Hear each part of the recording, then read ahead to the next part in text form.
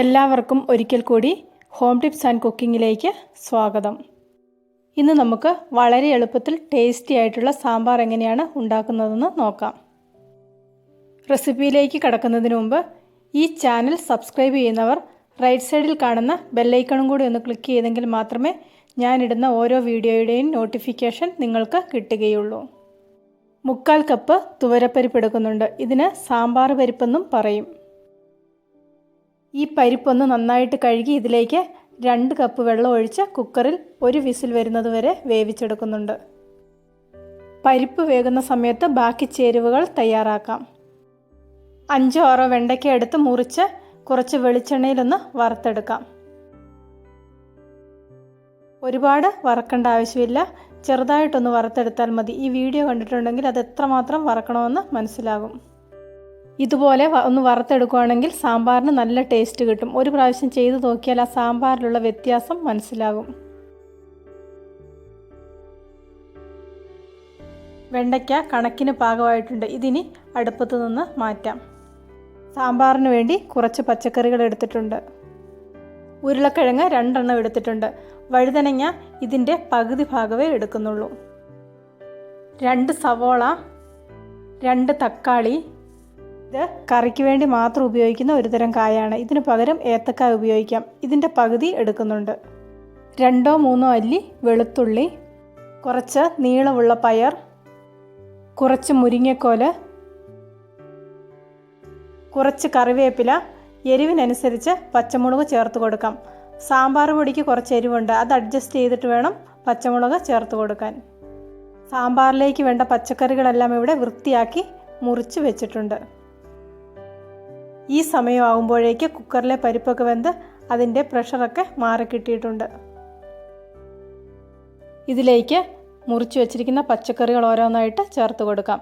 2 ഉരുളക്കിഴങ്ങ് മുറിച്ചത്, 2 സവോള കുറച്ച് കട്ടിയായിട്ട് മുറിച്ചത്, മുരിങ്ങക്കോല് തൊലിയൊക്കെ കളഞ്ഞ് കുറച്ച് നീളത്തിൽ മുറിച്ചെടുത്തത്, 2 പയറ് മുറിച്ചെടുത്തത്, ചതുരത്തിൽ മുറിച്ച വഴുതനങ്ങ, വാഴയ്ക്ക മുറിച്ചത്, 2 തക്കാളി കുറച്ച് വലുപ്പത്തിൽ മുറിച്ചത്, ചെറുതായിട്ട് വറുത്ത് വെച്ചിരിക്കുന്ന വെണ്ടയ്ക്ക, 2-3 അല്ലി വെളുത്തുള്ളി, 3-4 പച്ചമുളക്, കുറച്ച് കറിവേപ്പില.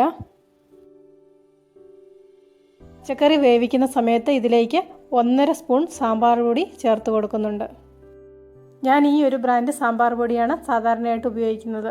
വേറെ ഏതെങ്കിലും ഉപയോഗിക്കുകയാണെങ്കിൽ കുറച്ച് കായപ്പൊടിയും കൂടെ ചേർക്കാറുണ്ട്.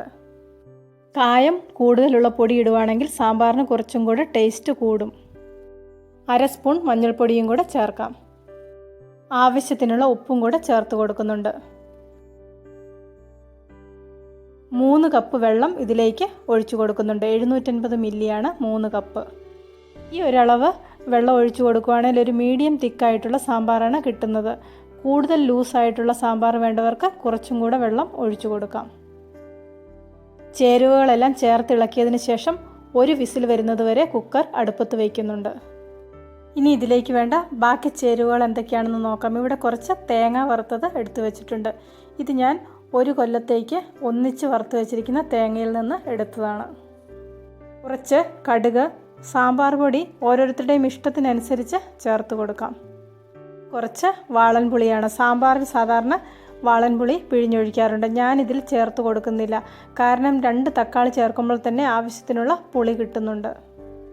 സാമ്പാറിന് നല്ല പുളി വേണമെന്നുള്ളവർക്ക് ഇതുപോലെ കുറച്ച് പുളിയും കൂടെ ചേർത്ത് കൊടുക്കാം. തേങ്ങ വറുത്തത് വെള്ളം ചേർക്കാതെ മിക്സിയിൽ നന്നായിട്ടൊന്ന് അരച്ചെടുത്തിട്ടുണ്ട്. ഈ സമയമാകുമ്പോഴേക്ക് കുക്കറിൽ 1 പ്രാവശ്യം വിസിൽ വന്നിട്ടുണ്ടാവും. വിസിൽ വന്നതിന് ശേഷം കുറച്ച് പ്രഷർ തുറന്നു വിടുന്നുണ്ട്. ഇങ്ങനെ കുറച്ച് പ്രഷർ തുറന്നു വിട്ടില്ലെങ്കിൽ പച്ചക്കറി ഒരുപാട് വെന്തു പോകും. സാമ്പാറിനുള്ള പച്ചക്കറിയൊക്കെ ഇവിടെ കണക്കിന് വെന്ത് വന്നിട്ടുണ്ട്. ഒരു പാത്രത്തിൽ വെളിച്ചെണ്ണ ഒഴിച്ച് കടുക് പൊട്ടിയതിന് ശേഷം കുറച്ച് ഉള്ളി അരിഞ്ഞതും കറിവേപ്പിലയും കൂടെ ചേർത്ത് കൊടുക്കാം. ഈ സമയം തന്നെ തേങ്ങ വറുത്തരച്ചത് സാമ്പാറിലേക്ക് ചേർത്ത് കൊടുക്കുന്നുണ്ട്. മിക്സിയിൽ കുറച്ച് വെള്ളം ഒഴിച്ച് അതും കൂടി ഇതിലേക്ക് ചേർത്ത് കൊടുക്കാം. സാമ്പാർ ഈ സമയം ഒന്ന് തിളപ്പിക്കുന്നുണ്ട്. പുളി വേണ്ടവർക്ക് ഈ സമയം പുളി ഇതിലേക്ക് പിഴിഞ്ഞൊഴിക്കാം.